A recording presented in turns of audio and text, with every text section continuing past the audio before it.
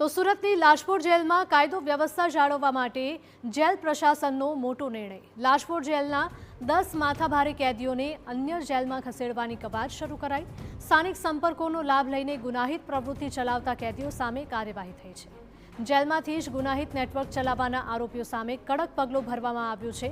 લાજપોર જેલમાં આંતરિક શિસ્ત અને સુરક્ષા વધુ મજબૂત કરાઈ। લાજપોર જેલમાં સતત સઘન સર્ચ અને ચેકિંગની કામગીરી શરૂ કરાઈ છે।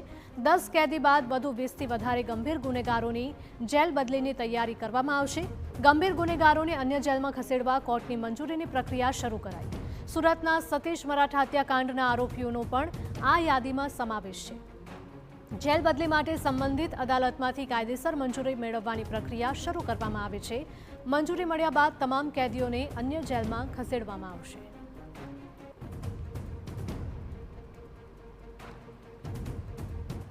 આ જે રાહુલ મંડલ ગેંગના સભ્યો એક જ જેલમાં છે।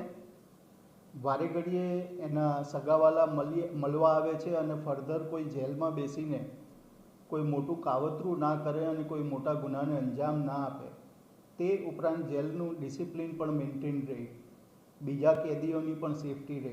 આ બધું જોતાં જેલ ઓથોરિટીને એક જરૂરિયાત લાગી કે રાહુલ મંડળ અને એની સાથેના બીજા 7 સભ્યો એટલે કુલ 8 સભ્યોને સુરત ખાતેથી બીજી જેલ ખાતે ખસેડવાની જરૂર છે।